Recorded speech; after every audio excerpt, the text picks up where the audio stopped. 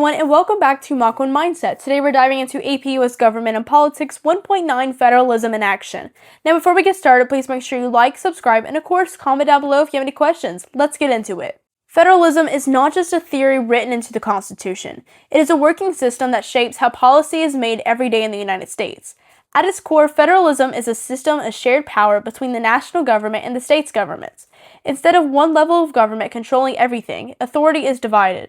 This division creates flexibility, competition, and multiple opportunities for political participation. One major impact of a federalism is how it affects policymaking.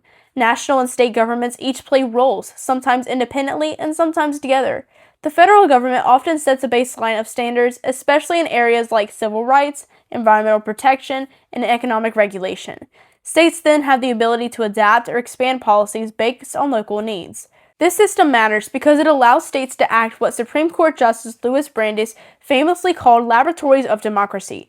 States can experiment with new policies without forcing the entire country to adopt them. If a policy works, it may spread nationally. If it fails, the damage is very limited. Federalism also creates multiple access points for political influence.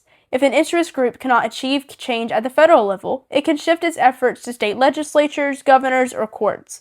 This increases participation, but it can also result in unequal policies across states. To understand federalism in action, we first need to look at the types of power within the system. Enumerated powers are explicitly granted to Congress in Article 1, Section 8. These include regulating interstate commerce, coining money, and declaring war. Reserved powers belong to the states underneath the 10th Amendment.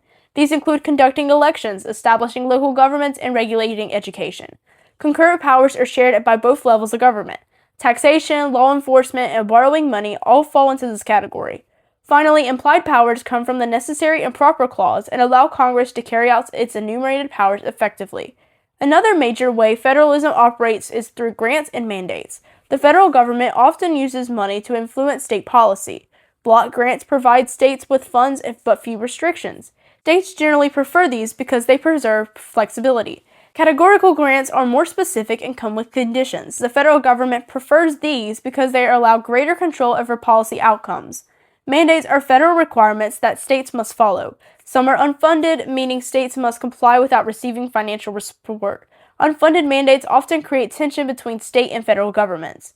Environmental policy is a strong real-world example of federalism in action.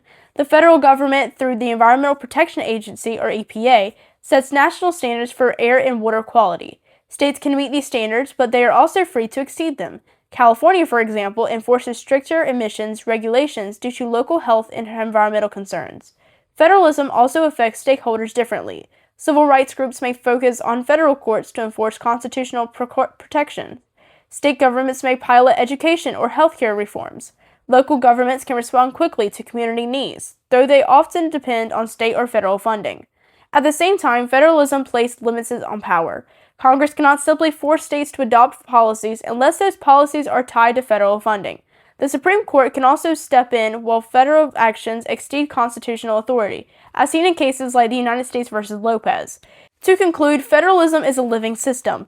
It shifts over time in response to court decisions, political movements, and national crises. Sometimes power moves towards the federal government. Other times, states proclaim authority. What remains constant is this. Federalism creates a layered system of governance that balances unity with diversity and national standards with local control. That balance is central to how American democracy functions.